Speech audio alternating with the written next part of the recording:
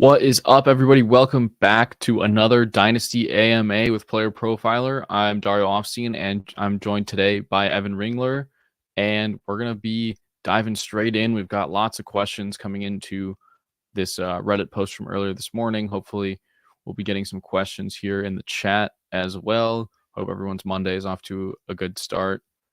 What's up, Evan? Doing good. How about you? Pretty good. Chilling, hanging out. You know how it is.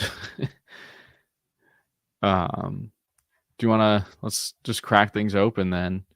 Who's of the rookie wide receivers, who do you feel is the most likely to hit outside of the consensus top 10? Who's your, I guess there's like a sleeper wide receiver question in rookie drafts. Yeah, so the guys that I'm looking at keep trade cut right now for the consensus. The guys we're looking at are Roman Wilson, Jalen Polk, Ricky Pearsall, Malachi Corley. I would say the most likely to hit out of those is Roman Wilson, but the guy that I would rather draft is Malachi Corley because he has more upside. Yeah, I see Roman as very safe prospect while Corley is more volatile. Gotcha. Yeah, no, when you said that Wilson was outside the top 10, I was kind of surprised. I feel like the way everyone's been talking about him, I'm surprised he hasn't crept up. I feel like the Senior Bowl hype for him and Lad McConkey, I kind of group them together subconsciously. But yeah, Wilson is a little bit older, a little bit further down our rankings as well as the consensus rankings. But I think those guys are both great picks. And as you guys know, we're kind of juggling the answering these questions over on Reddit as well as maintaining our stream conversation here for you guys. So forgive some pauses here and there. But what's your take on Michael Pittman? We got a question about him. Yeah, we got a question. Is Pittman a buy, hold, or sell for you right now? I would say he's a hold. I like Pittman a lot. I think he's in a good situation with Anthony Richardson. I think he's going to earn a lot of targets as he has the past couple of years. I just think that in Dynasty, he's priced quite high right now, and I'm not selling him at that price, but I'm definitely not buying him at that price. I would like to buy him at wide receiver 18 prices. And right now he's at wide receiver 13. And I think that's completely fair. What do you think? Yeah, I'm with you. I mean, we have him around wide receiver 18. I think it's with this infusion of basically 3 rookie wide receivers that are kind of pretty much top 10, top 15 dynasty receivers overnight. Like it's just feels like there's 20 guys that should all be top 12, maybe even 24 guys or so.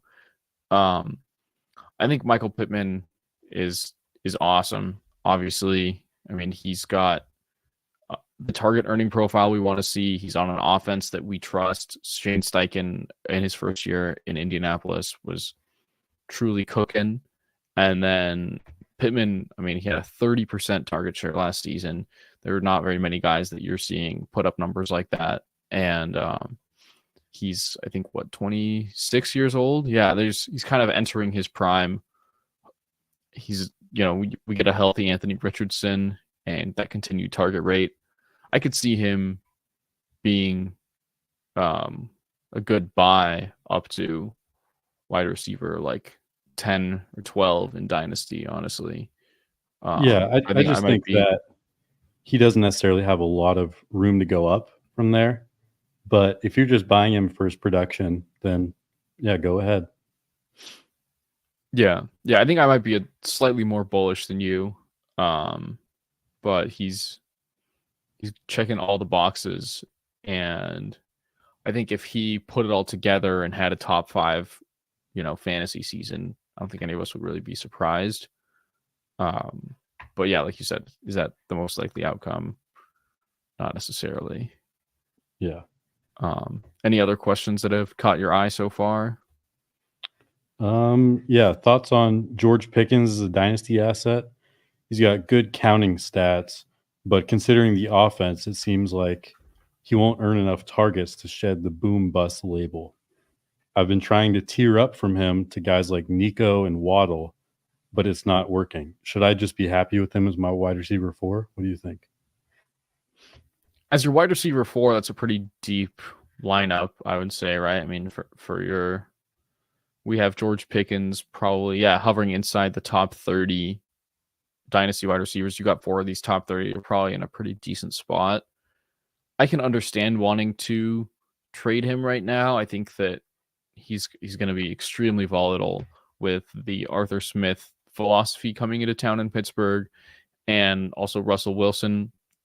I mean, Russell Wilson is going to throw a very pretty deep ball, and he's probably going to be able to get more accurate targets to George Pickens than we've seen from Kenny Pickett the last couple of years.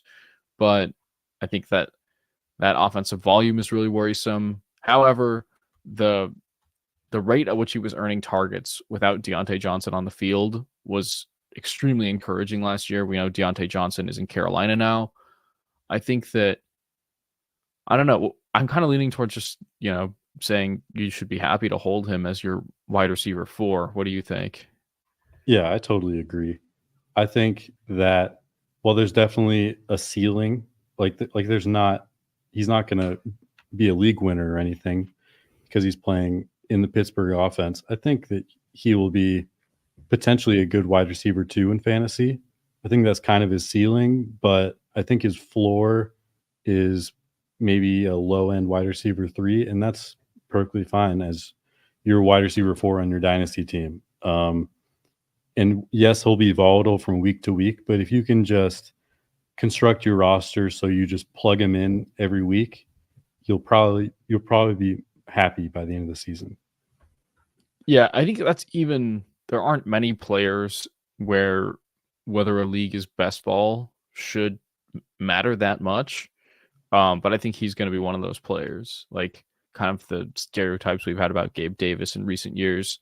George Pickens, if you're in a, best ball dynasty league and you can have Adam Thielen dirt cheap, who's probably going to get you at least 8 PPR points, or just a few targets to cover up, or just any of those guys, Tyler Boyd, Curtis Samuel, you name it, who can cover up those weeks where George Pickens lays like 1.8 PPR points. Yeah. That kind of helps soften the blow of his volatility, as opposed to leagues where you have a set starting lineup and you're just going to be eating those lower scoring weeks from George Pickens. Yeah. Yeah. And it also depends on how deep your league is too. If you're starting Pickens, like if you only have one flex and you have to slip Pickens in there, that probably doesn't feel that great. But if you have more like 3 flexes and you can just slot Pittman in there or Pickens in there every week, probably feels a lot better because you have all these other players to give you more of a floor. Completely.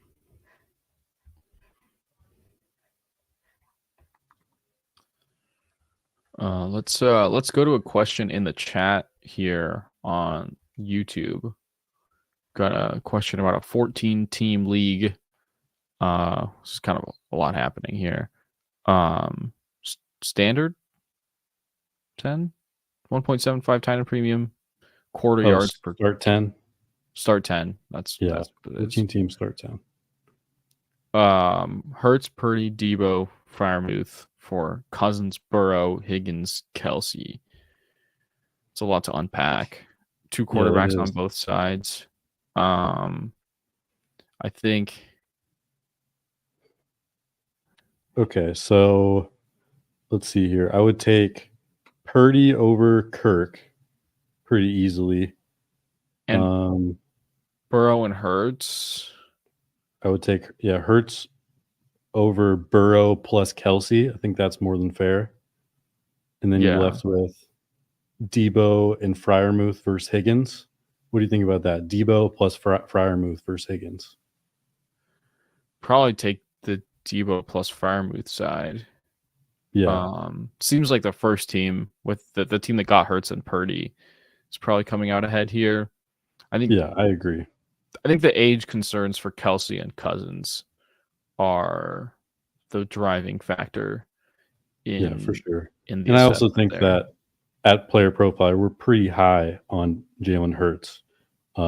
We still have him right there as a top 3 dynasty quarterback, and I think we expect him to produce like that this year. I mean, he's been a game-changing been a game-changing asset at the quarterback position for the past couple of years, a true difference maker. And Burrow is not that because he doesn't have the rushing. Yeah, I think that's fair. Especially like, I mean, the concern with Hurts being, running quarterback injuries, blah, blah, blah. But like we saw Burrow not only miss time last year, but be the worst he's ever been when he was on the field because of that calf injury. So I think I'm with you there. Shout out to Fantasy Millennial for dropping that question in the chat. Looks like that came in from the Twitter side as well. I have a question that I like here. What are your thoughts on Kendre Miller? I often see him valued above other young guys like Jerome Ford, Chuba Hubbard, and Chase Brown, even though those guys have clear paths to a workload. What do you think about Kendre Miller, and what should we be doing in Dynasty? I think he's still a stash. I mean, he's someone that, like, were it not for that injury last year, we would have had him. I remember, I think he would have been really kind of maybe even up there in last year's class. I remember that injury was concerning. We didn't get to see him run any of the tests. Last year was still his first season coming off an ACL. He's still young.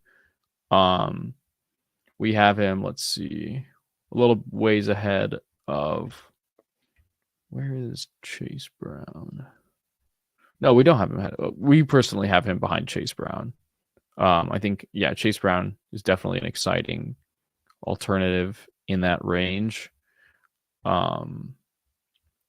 But yeah, I mean, I understand the concerns with Kendre Miller and the path to fantasy relevance anytime soon.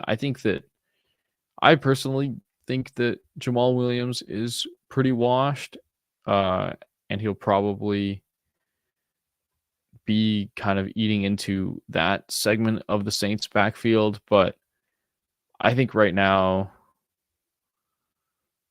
I don't know. It's kind of tough. I can see it both ways, but I think he's someone where the skill set can definitely catapult him into just like a few games in a season where he shows off that upside, he maintains his value, and then you're hoping for more of a path to opportunity next year. Yeah, I agree. My biggest concern is that right now he's a running back 30 in Dynasty on keep trade cut, and that is above every single rookie running back. And we have him below at least 6 rookie running backs. I mean, at that price, you should be able to flip for a second. And I would flip him for a second all day. Yeah, I mean, we have him as running back, 46, I think. I was looking at our rankings rather than keep trade cut. But I think if you can, flipping him for a second is a clear win. Yeah. Yeah, a lot of people are too high on Kendre. Yeah. I think that, it sucks to be fading him, He seems like an exciting guy. I liked him a lot as a prospect, but it's just how it goes. Coming into the league injured in a committee, it's what happens. Yeah. Hopefully he gets a shot eventually. Yeah. Who do you think will be more fantasy relevant in 2024? Keenan Allen in Chicago or Calvin Ridley in Tennessee? It's pretty easily Keenan for me. I just trust that offense more. I trust Caleb Williams a lot more than Will Levis. And he's just better too. Keenan's just a better player. Now in Dynasty, it's more interesting because of the age, but Calvin Ridley's really old too. He's turning 30 within the next year, I believe. He's 29. Yeah. I would take Keenan in Dynasty and in redraft. What do you think? I think that's probably fair. I think DJ Moore is more of a threat long term, targets wise, opportunity wise, than DeAndre Hopkins is. Like, Yeah. I mean, DeAndre Hopkins is still great, but I think he's closer to being over the cliff than DJ Moore is. If you think about like the age gap between both of those receiver duos on those teams. But like you said, I think that, I mean, the Titans, I don't trust Will Levis as much as Caleb Williams, like you pointed out.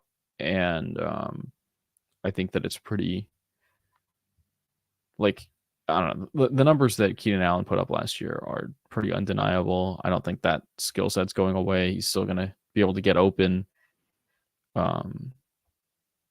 Yeah, I don't think that he's going to be as good as he was last year, but I think he'll be a solid wide receiver too, probably. And I think Ridley is more of a wide receiver 3 in fantasy. I like what the Titans are doing to build around Will Levis, but in terms of fantasy, I think there's just too many weapons to support all of them. Yeah, and I mean, I think it's going to be interesting to see just how much the Titans' offensive scheme evolves with a new head coach. We know that the Vrabel and Derrick Henry identity of the Titans is I think, still very much kind of a subconscious bias that, like, this team's not really going to throw the ball. But what we saw Brian Callahan do with Jake Browning stepping in for Joe Burrow last year, Jake Browning was extremely efficient. So I think that there's definitely a path to Will Levis simply throwing the ball more than he did last season, and then that resulting in more opportunity for Ridley and Hopkins. But I mean, both of these guys these offenses are both going to have new coordinators, play callers this season. So I think there's definitely there's a case for some arbitrage there. Yeah, for sure. I think the market would tell you that Keenan is a lot more valuable. So maybe in certain leagues you can get Ridley in a second or something, and I would like that move. It's pretty. I think that's a pretty even trade.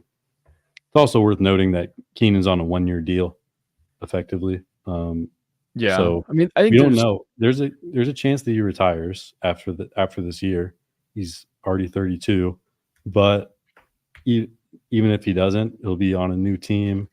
Maybe he gets like an Adam Thielen type contract, which would be pretty gross in like a bad spot. But you never know. I think there's already talks of the Bears extending him. Might just depend on whether or not they like a receiver in the draft, like on day 1 or day 2.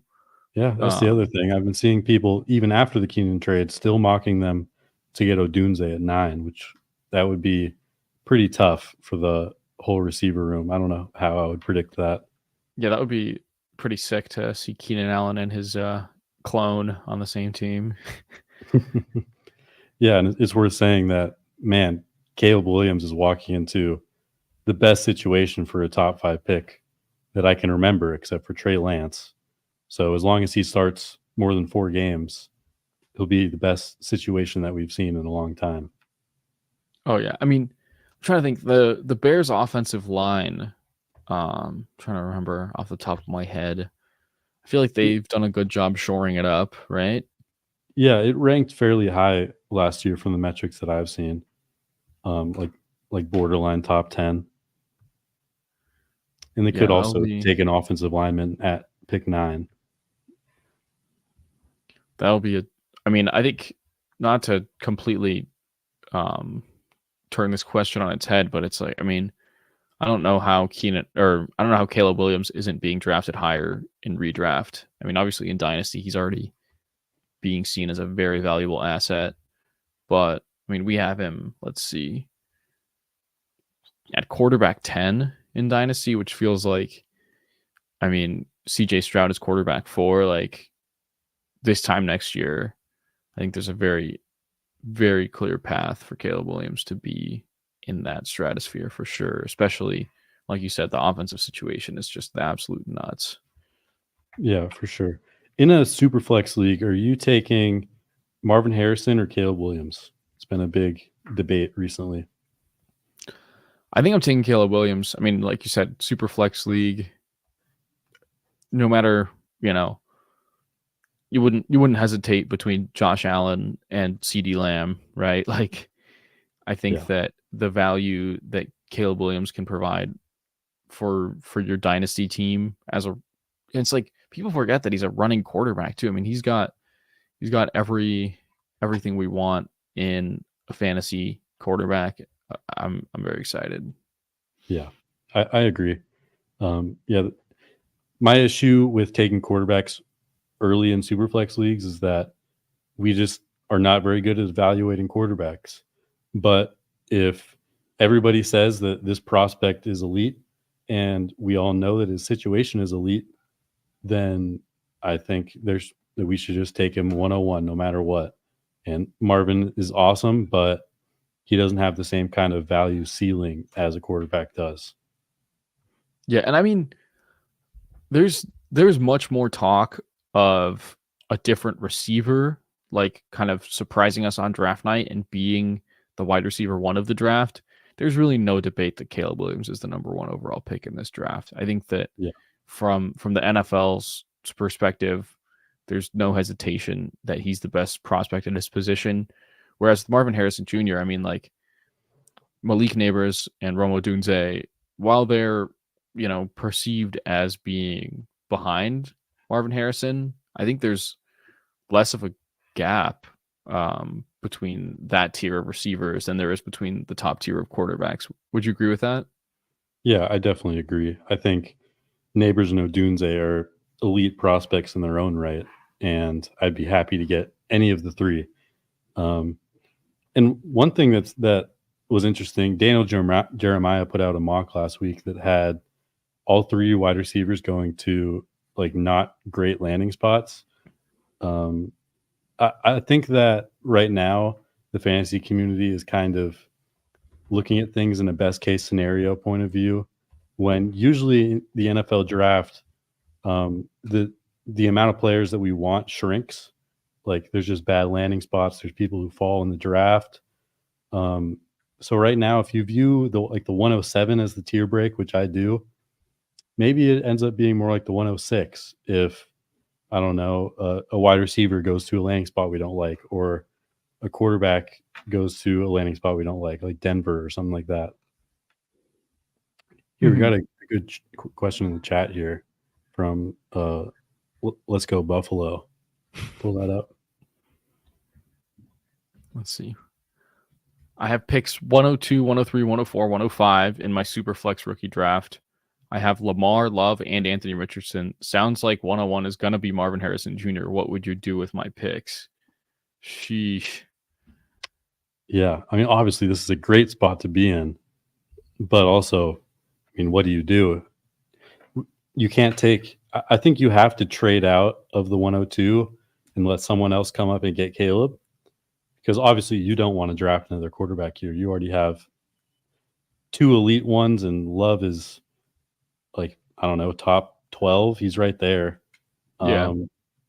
So I don't want to take another quarterback. If I could, I would love to get the top three receivers, which would be crazy, or the top two receivers, and Bowers. So yeah, I would definitely try to trade the 102 to a quarterback needy team, and then just go Neighbors, Odunze, Bowers, or something like that. And I think you could even, just talk to the teams at 106, 107, right? Like if you can trade 104 or like 103 down to the guy at 106 because he really wants Jaden Daniels or Drake May, right? Like you can still get value from trading down and still get a lot of those elite assets. I mean, you control this draft. I think that, I don't know. I would still, I don't think it would be crazy to take Caleb just because I was telling everyone about this a while back. Like I kind of support the quarterback horde in Superflex leagues, like make make your league mates come pay up once you clearly have that asset, I think you might, you can trade Caleb Williams for 2 firsts or 3 firsts halfway through the season. And you might not get that for the 102 right now. At the end of the day, there's only so many elite quarterbacks. And again, if it's a best ball league, your team would be absolutely stacked with this arsenal. If it's a start sit league, that would probably be a little more frustrating to own that war chest of quarterbacks and then have the wrong ones going off every given week. But I mean, what would it take for you to ship off the 102 for someone who was coming up to get Caleb? I think in this situation, I'd be willing to take a lot less. Like if you just give me the 106 and a second and a throw in, something like that, it wouldn't take a lot. And you can probably get more than that. You might as well start with 106 and a first and see what they counter back with. But I would pretty much take whatever the 106 and 107 are willing to give me in this case, as long as you know that those teams are trading up for quarterbacks.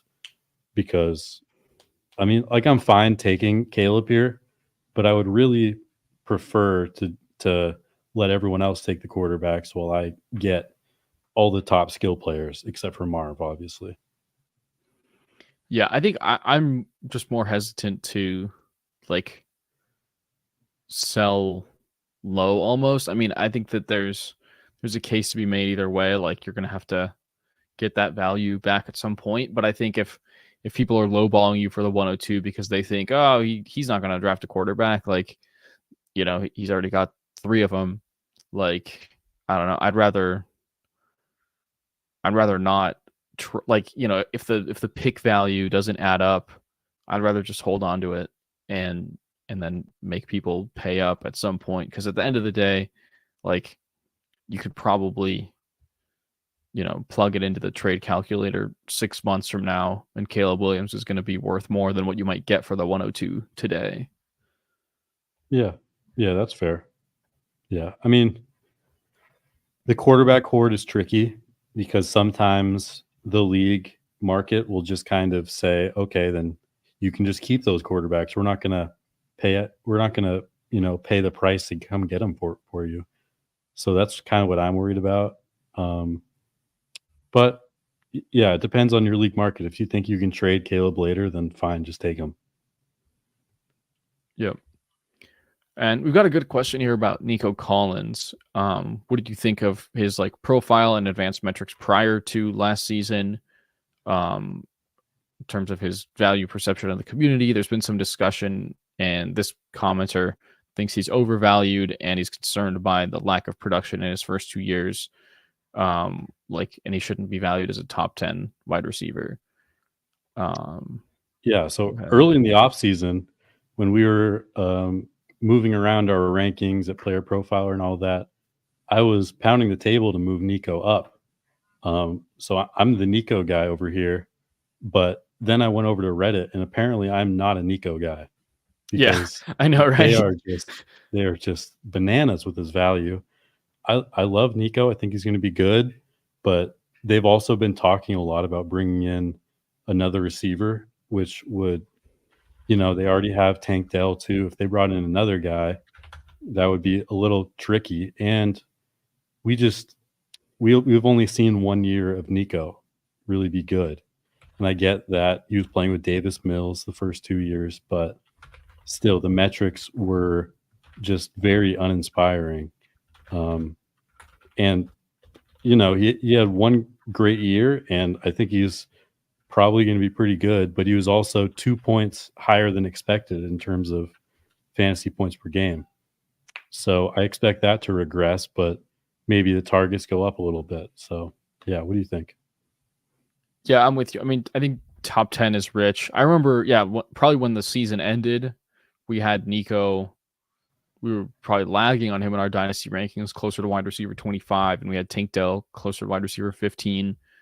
We've kind of come around and flipped those guys a little more. I mean, at this point, like I said, arbitrage is the name of the game, right? If 2 months ago you could have traded Nico Tank Dell for Nico Collins plus, and you come back and do it again 2 months later and trade Nico Collins for Tank Dell plus, like that's how you win. But I think, yeah, it's especially like you said, the Dynasty Reddit sentiments are through the roof. I don't see how you can squeeze him into the top 10 in Dynasty, unfortunately. I mean, I'm not taking him over Malik Neighbors, DJ Moore, Jalen Waddle, Odunze. Yeah, Drake London even.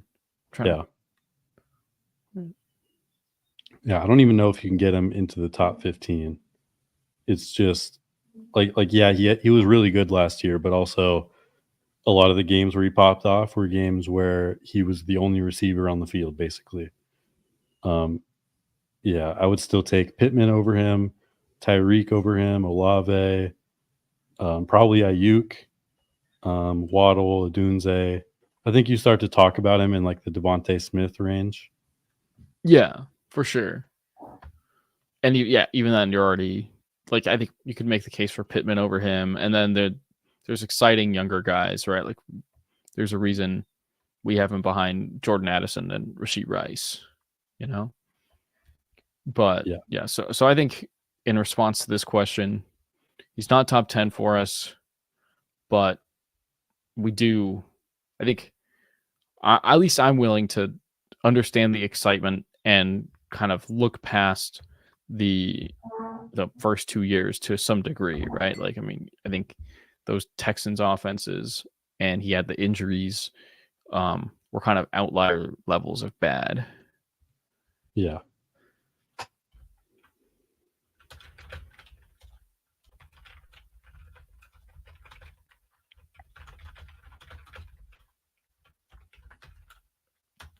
Any other questions that have caught your eye? We got some questions in the chat. Why is Cole Kmet the biggest steal of 2024? Simple answer, he isn't. Yeah, for real. What's Cole Kmet's redraft ADP these days anyway? I don't know. Let me check.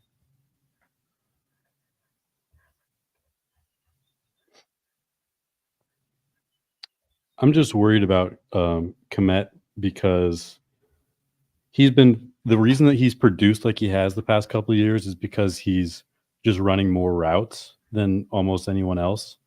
And this year they bring in Keenan Allen. They brought in DJ Moore last year. They also brought in Gerald Everett, who will probably take snaps away from him. And they bring in DeAndre Swift, who will draw some targets as well.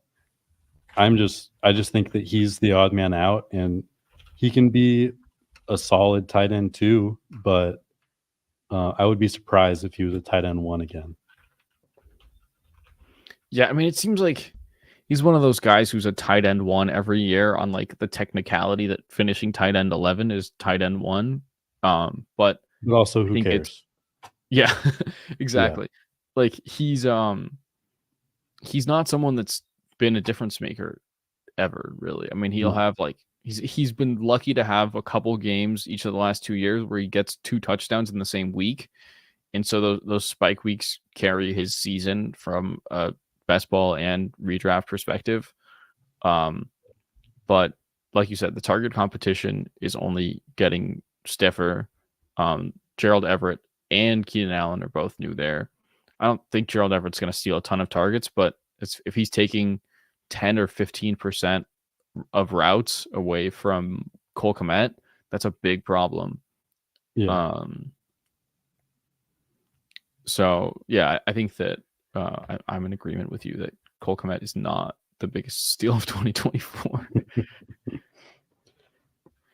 Yeah, we got another question in the chat. Tell me why we should be buying or selling Rachaad White. Right now, he's at the RB13 in Dynasty. What do you think about that price? Buying or selling? I think I'm kind of inclined to sell. Depends. I mean, obviously, if someone's willing to pay up for him to what he's worth is always trouble when you're selling literally any running back. but he's already 25. The team has kind of already talked about not wanting to give him the workload they gave him last year. He's one of those guys that he'll get exactly what's there on the field in front of him, but nothing more in terms of the rushing usage. And he's great in terms of catching passes and getting. I mean, he had 12% target share last year, and he actually led all qualifying running backs in catch rate. So he was, really vacuuming in those targets when he had the opportunity. But I get worried about he's a guy that absolutely needs the volume to deliver that fantasy value for you. And at his age, I just don't know how much longer. I mean, 25 is not that old. I'm not trying to talk about him like he's 28, but teams don't give a guy 270 carries year after year at 3.6 yards per carry. Like that's not winning football. Yeah, I agree. We do have him at running back 9 in our dynasty rankings. So we have him quite a bit higher than Keep Trade Cut, but it's really just one big tier. And I guess I think that a lot of people view Rachaad White as a free agency winner because they didn't sign anyone of note to compete with him. But I think what that really tells us is that they're looking at drafting somebody to compete with him, because I don't think they're going to roll out like you were saying, all this volume, like a workhorse type volume, to a guy who is being very inefficient. Yeah, I mean, they retained Chase Edmonds, who is absolutely not even worth discussing. But I think that could be like, if you're clinging to the case that they're not going to draft anyone until day 3, that's your indicator that maybe they think they have the depth behind him and that they're going to run it back. But I'm finding it tough to believe. I mean, last year he finished as the running back 4 overall in terms of points, but he was the running back 10 in points per game. Like he got there just by playing every single snap. And that's also not something that we want to rely on necessarily, right? Like you kind of want to look to get those guys that are higher in points per game, but maybe missed a couple games, than the guys who put up the big number because they didn't miss any games. Because I mean, especially at the running back position, the injuries catch up to everybody, and the workload. Yeah, I think that we'll have to. It's tough because he's someone that definitely our brand has been built on. Like, I think Player Profiler being high on Rachaad White. I got a bunch of him in rookie drafts that year, but I think with running backs, you kind of want to get off the wagon one step too early than one step too late. Yeah, for sure. And I just don't see Rachaad White as a guy that has league-winning upside. And right now at running back 13 in Dynasty, I think you would like to have somebody that has a little more upside, like a Kenneth Walker is around there, a Josh Jacobs, a James Cook, or even a Pacheco. I think all those guys have more upside than Rachaad White. And I'm not really into the floor plays at running back, because I can always go pick up these backup running backs off the waiver wire and just plug them in for a couple weeks at a time, or even go pay like a third for last year's Zach Moss or something like that, or a couple thirds, whatever it takes. So yeah, I'm not really interested in the floor play, and that's what Rachaad White is. Yeah, agreed. We've got another good question here. Just head to head, what are your thoughts on Xavier Worthy versus Troy Franklin? This is tough. I think these guys they're pretty much in the same tier. And I think in the end of the day, draft capital and landing spot will probably make this decision for me. But I would lean Xavier Worthy right now. I think that he is a slightly more complete wide receiver in terms of route running. But at the end of the day, if you told me that Troy Franklin outproduced him, I wouldn't be surprised at all. It's kind of a 50-50 shot for me. And I think they're kind of going to go like back-to-back in rookie drafts too. So, yeah, what do you think? I think I'm leaning towards Xavier Worthy as well. I mean, that 40 time should get some GM a little bit too excited to punch in the card earlier in the first round than Troy Franklin, who frankly disappointed at the combine. I know that there were talks that he like had the flu in the week leading up to it, and did he run again at the pro day? I can't remember. I didn't see that, but there were other players who got sick and they just didn't run, and you would think Yeah, that that's what he would do. I don't know. yeah. I think that I'm, we have Worthy ahead of Troy Franklin by quite a bit, actually. I mean, we've really dropped Troy Franklin's stock in our rookie rankings ever since that somewhat disappointing combine. I mean, for a guy who's 176 pounds, we definitely wanted to see him run a little bit faster. Yeah, But I think they're like the same archetype of player, and people value them about the same. So it's really tough to say who's going to hit and who's not going to hit. But I would just rather bet on Xavier Worthy because I have a better chance of selling him if he hits. If he just goes out and gets 100 yards in like week 4, I can probably sell him for a first. And Troy Franklin, I think if he does that, I'm probably not selling for as much. yeah, that's a good way to think about it.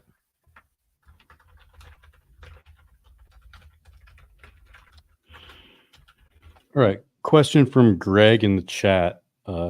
10 teams, start 8, half PPR. Sounds like no tight end premium. How much do you value the tight end position in a dynasty?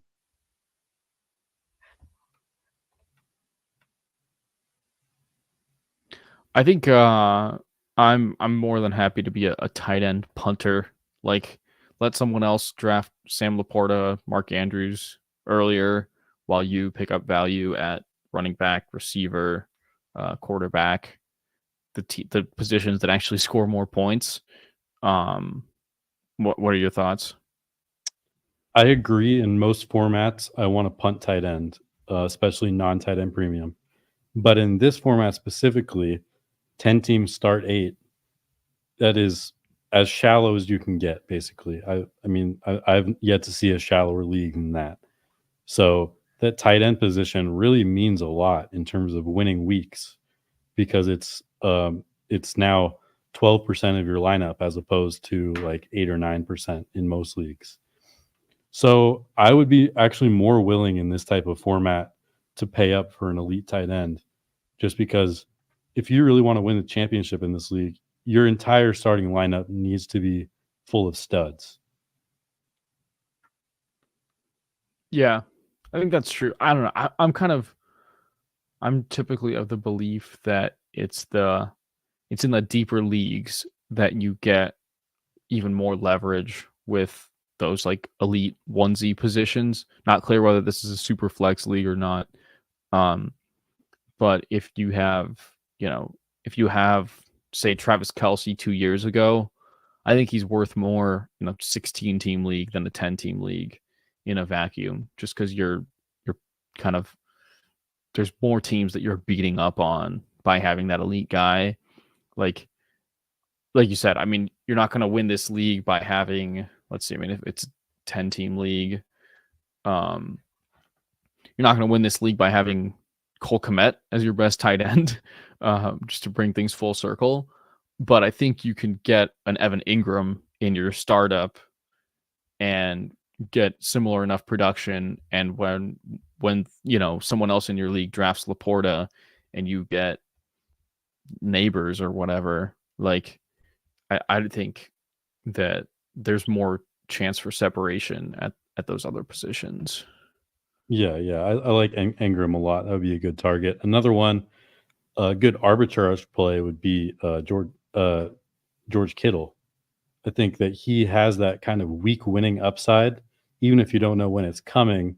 At least he has that upside that someone like Ingram doesn't necessarily have. In this format, you need someone with that crazy upside. Is there any more Yeah. questions that you think are interesting? Yeah, let's see. I think this is an interesting one. It's kind of asking about just overall portfolio management. This guy's in 4 dynasty leagues and he holds the 101 in 3 of them. So I don't know. Sounds like you had a rough year, dude. But he's not necessarily a volume player, but he's kind of gave us some context of each of these teams.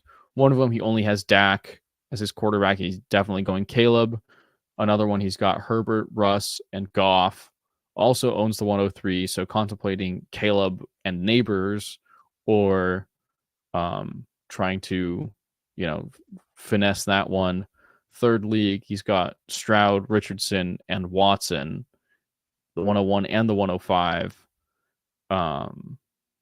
This is kind of I don't know. What do you think? There's a lot of variables floating around there. Yeah. So all these are super flex leagues. First one, his only quarterback is Dak. So I'm definitely going to go Caleb with the 101. I agree with him there. Second league, Herbert, Russ, and Goff, 101 and 103. I would prefer Caleb and Neighbors over Marv and whoever your QB2 is. I see Neighbors and Marv as closer than Caleb and the QB2. And in the third league, he's got Stroud, Richardson, Watson, 101 and 105. I would be cool with taking Marv at the 101 here, but it's worth seeing if anyone wants to trade up as well. What do you think? I think that's fair. I think you'd probably be kicking yourself if, you don't get any exposure to Marvin Harrison Jr. with any of these 101s. Just because there's so much, like, you have the opportunity to get him, and he has the ceiling that we absolutely dream about. So I think that ending up with 2 Caleb shares and 1 Marvin Harrison Jr. share across these 3 leagues is probably a good way to go about it. And the structure of the rest of those rosters makes sense to do so in that format. Man, we've got the Cole Kmet's uncle must be in our chat or something, because we got so many of these comments coming in defending Cole Kmet. This is funny. Yeah, I think we went through most of the questions on Reddit here. If we didn't get to your question, we'll answer it on Reddit right after the stream. Sounds good. Any final thoughts, Evan? No, not really. I guess my only thought is Cole Kmet is a roster clogger and just a mediocre tight end. All right. Well, thank you for the questions today, folks. And we'll be back here again next week for yet another edition of the weekly Player Profiler Dynasty AMA. Hey, I want to take a moment to thank you for tuning in. It's important to me that all of our media be free. This is only possible because of you allowing a true independent sports media enterprise to thrive unlike any other in the business. So please subscribe to the All In package to continue to make all of this possible, to ensure that all of our stats, information, data, content is available to you, especially you, the people that get the site and get the show.